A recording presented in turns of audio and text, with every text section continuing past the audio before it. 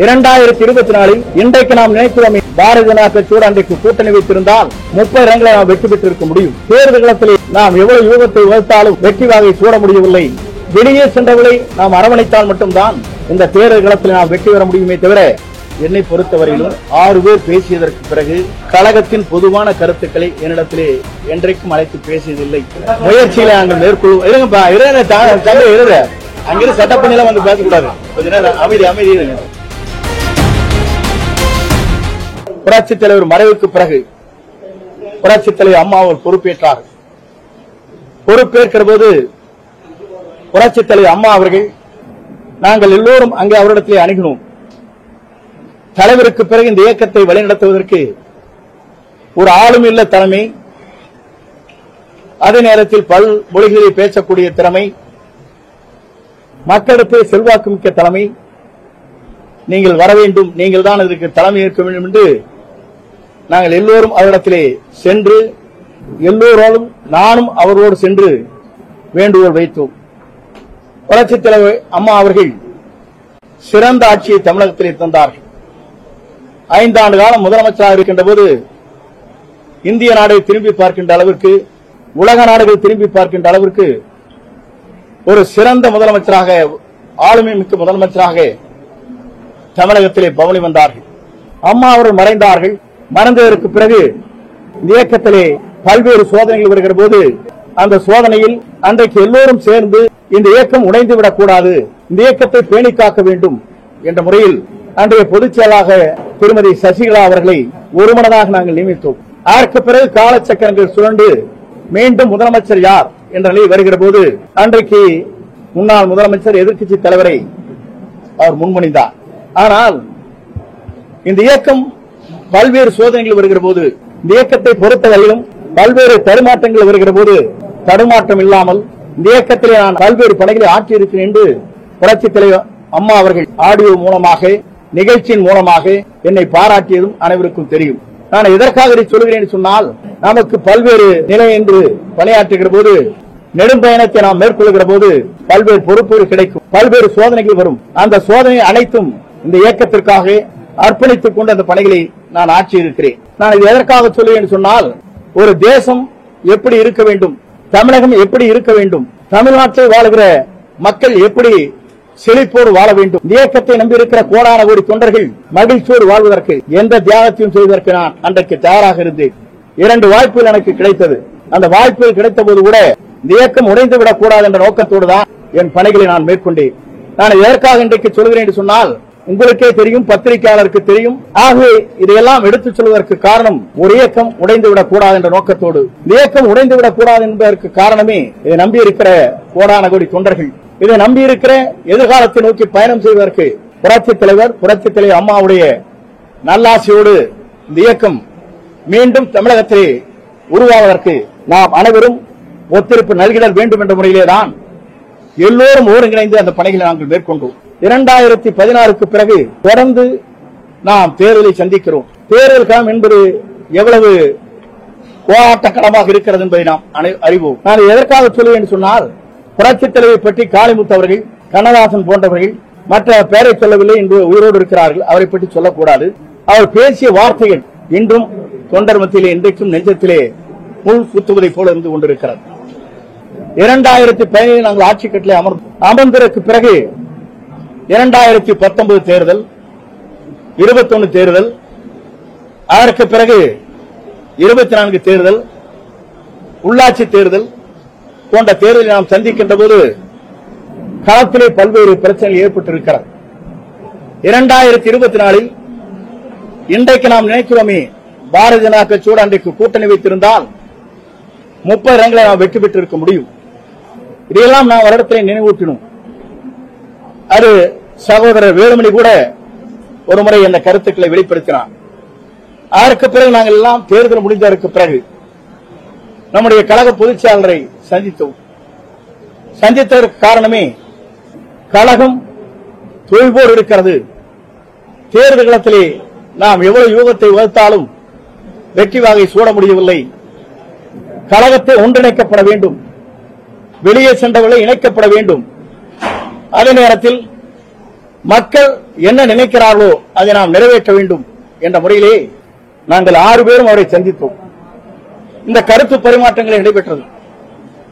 கருத்து பரிமாற்றங்களை அவர் கேட்டதற்கு பிறகு மறப்போம், மன்னிப்போம், வெளியே சென்றவர்களை நாம் அரவணைத்தால் மட்டும்தான் இந்த தேர்தல் களத்தில் நாம் வெற்றி பெற முடியுமே தவிர, இது நம்முடைய தலைவர்கள் நமக்கு கற்றுத் தந்திருக்கிற பாடம். புரட்சித் தலைவர்களோட செல்வாக்குமிக்க தலைவர் இல்லை, புரட்சித் தலைவர் அம்மாவுடைய செல்வாக்குமிக்க தலைவர் இல்லை.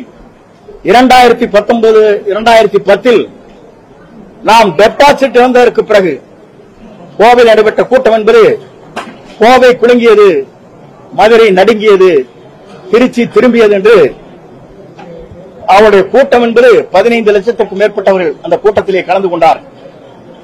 அப்படி கலந்து கொள்கிற போது கூட அன்றைக்கும் கூட்டணி வலிமையாக வேண்டும், வெளியே சென்றவர்களை கொண்டு வர வேண்டும் என்ற நோக்கத்தோடு தான் தேமுதிகவை அன்று அழைத்து பல்வேறு பேச்சுவார்த்தை நடத்தி அவரோடு கம்யூனிஸ்ட் கட்சியை சார்ந்தவர்கள், மதிமுகவை சார்ந்தவர்கள் இணைத்து வெற்றி வாகை சூடுவதற்கு ராஜதந்திரத்தோடு அவர் நல்ல யூகத்தை வகுத்து வெற்றி பெற்றார் என்பது வரலாறு இருக்கிறது. அதற்கு பிறகு 16 அவர் அப்படித்தான் வெற்றி பெற்றார். ஆனால் இன்ற நிலை அப்படி அல்ல. வெளியே சென்றவர்களை நாம் அரவணைக்க வேண்டும். வெளியே சென்றவர்களுக்கு சென்றவர்கள் வேண்டுகோளை அதைத்தான் வைக்கிறார்.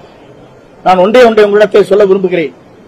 அவர் வைக்கின்ற வேண்டுகோள் எந்த கண்டிஷனும் இல்லை, எங்களை ஏற்றுக்கொள்ளுங்கள், உங்களோடு இணைந்து பணியாற்றுகிறேன், நாட்டு மக்கள் நலன் கருதி, தொண்டர் நலன் கருதி நாங்கள் எந்த தியாகத்தையும் செய்ய தயாராக இருக்கிறோம் என்று பல்வேறு மேடையிலும் கடிதங்கள் மூலமாகவும் அவர் நமக்கு கொடுத்துக் கொண்டே இருக்கிறார்.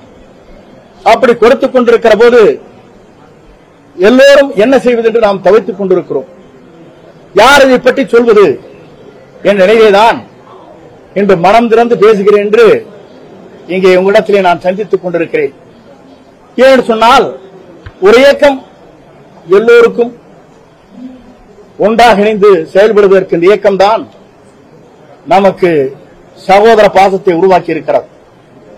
அந்த சகோதர பாசத்தோடு நம்முடைய வெற்றி என்ற இலக்கை எட்டுவதற்கு மக்கள் நினைத்துக் கொண்டிருக்கிறார் ஆட்சி மாற்றங்கள் தேவை என்று. அப்படி ஆட்சி மாற்றங்கள் தேவை என்கிற போது வெளியே சென்றவர்கள் ஒன்றிணைக்கப்பட வேண்டும். அமைதியாக இருக்கின்றவர்களை நம் கழகத்திலே அவளை கொண்டு வந்து செயல்படுத்த வேண்டும்.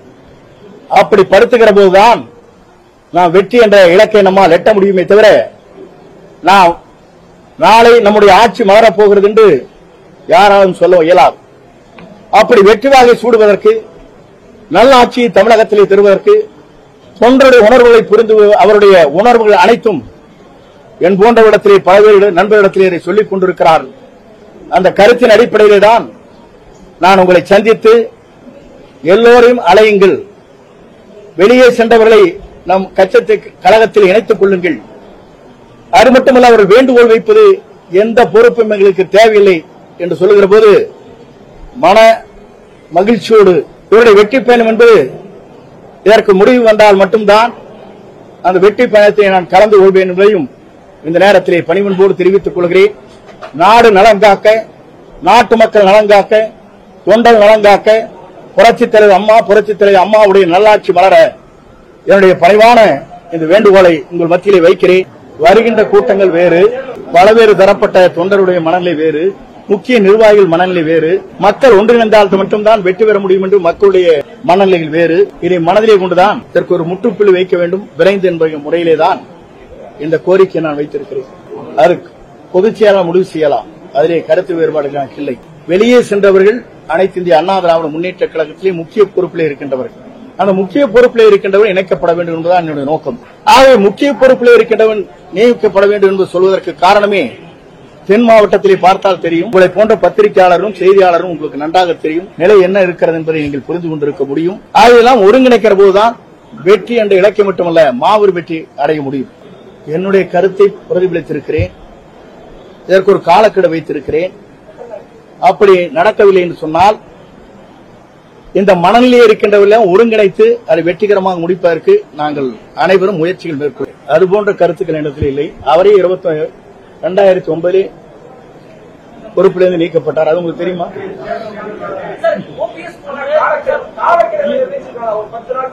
பத்தே நாள் அதே முயற்சி ட்ரை பண்ணுவானுங்கிறதா. முதல் ஃபர்ஸ்ட் வந்து நீங்க பேச்சுவார்த்தை 1 மாசம் வேணா நடக்கலாம், அந்த முயற்சி இருக்குங்கிறதா. என்னை பொறுத்தவரையிலும் 6 பேர் பேசியதற்கு பிறகு கழகத்தின் பொதுவான கருத்துக்களை என்னிடத்திலே என்றைக்கும் அழைத்து பேசியதில்லை, பேச முன்வரவில்லை. எல்லோரையும் ஒருங்கிணைக்கிற போதுதான் கட்சி வலிமைப்படும். எல்லோரும் ஒருங்கிணைக்கிற போதுதான் வெளியே சென்றவர்கள் அமைதியாக இன்றைக்கு கழக பணியை ஆற்றாமல் அமைதியாக இருக்கின்றவர் பல பேர் இருக்கிறார். அவரை அழைத்து அங்கங்கே ஒருங்கிணைக்கிற போதுதான் நாம் மாபெரும் வெற்றியை ஈட்ட முடியும். என்னை பொறுத்தவரையிலும் இன்றைக்கு உங்களுடைய பத்திரிகையாளரை சந்தித்திருக்கிறேன். அதற்கு பிறகு என்ன நடக்கப் போகிறது, நாம் என்ன செய்ய போகிறோம் என்பதை எனக்கு நெருங்கிய நண்பர்கள் இருக்கிறார்கள்.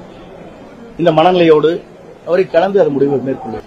என்னை பொறுத்தவரையிலும் அவர் மனநிலையை பற்றி எனக்கு தெரியாது. என்னுடைய மனநிலை, கோடான கோடி தொண்டருடைய மனநிலை, பொதுமக்கள் இந்த இயக்கம் வெற்றி பெற வேண்டும், நல்ல நேரம் இதுதான் என்று விரும்புகின்ற மனநிலையைத்தான் இங்கே வெளிப்படுத்தினேன். பாரத பிரதமரை சந்தித்து இருக்கிறார். என்னைத்தான் பப்ளிசிட்டி பண்ணிட்டீங்க. நம்முடைய அமைச்சர்கள் இருந்து பாரத பிரதமரை சந்தித்து பேசியும் இருக்கிறார்கள். உள்ளாட்சித்துறை அமைச்சரையும் பேசியுள்ள இருக்கிறார். என்னை மட்டும் தனிப்பட்ட முறையிலே நீங்கள் ஏன் சென்றீர்கள் கேட்கக்கூடாது. அவர் அழைக்கிறார்கள், போகிறோம். போனதற்கு பிறகு ஒரு நல்ல சுமூகமான உறவு ஏற்படுகிறது. இன்று இணைந்து பணியாற்றுகிறார். முதலிலே நான் என்னை பொறுத்தவரையிலும் இந்த இயக்கத்திற்காக எந்த தியாகத்தையும் செய்வதற்கு நான் தயாராக இருக்கிறேன். இந்த இயக்கம் உயிரோட்டம் உள்ள இயக்கமாக, புரட்சித்தலை அம்மா குறிப்பிட்டார்களே, 100 ஆண்டு காலம் இந்த இயக்கம் ஆளும் என்று குறிப்பிட்டார்களே, சொல்ல வருகிறேன். அதற்காகத்தான் என் பணிகளை என்று துவங்கி இருக்கிறேன். என்னுடைய முயற்சி என்று சொல்லவில்லை, இல்ல என்னுடைய முயற்சி என்று சொல்லவில்லை. விரைந்து இந்த கோரிக்கை நிறைவேற்றப்பட வேண்டும் என்பதுதான் எல்லோருடைய ஆசை. அப்படி நிறைவேற்றப்படவில்லை என்றால் இந்த மனநிலை இருக்கின்றவர்களை ஒருங்கிணைந்து எல்லோரும் இணைப்பதற்கு நாங்கள் எல்லோரும் சேர்ந்து என்ன சேர்த்து முடிக்க வரை கொண்டு முயற்சியில நாங்கள் மேற்கொள்வோம். இருங்கப்பா, தம்பி இருங்க, அங்கிருந்து செட்டப் பண்ணி வந்து பேசக்கூடாது. கொஞ்ச நேரம் அமைதி அமைதி இருங்க, உன்னை சொல்லி முடிக்கிறேன்.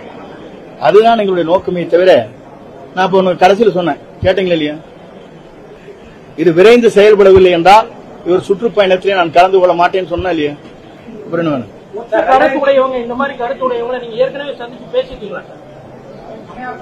அது சஸ்பென்ஸ்.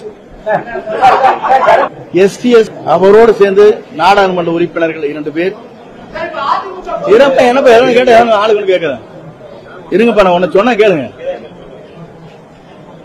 ஆளுநரிடத்தில் ஊழல் குற்றச்சாட்டு கொடுத்தாங்க. என்ன அவரையே மன்னித்து தலைவர் வாருங்கள் என்னோடு இணைந்து பணியாற்றுன்னு சொன்னார். எப்படிங்க? இவங்க அப்படியெல்லாம் சொல்லல, கவர்னர் கொடுத்தாங்களா?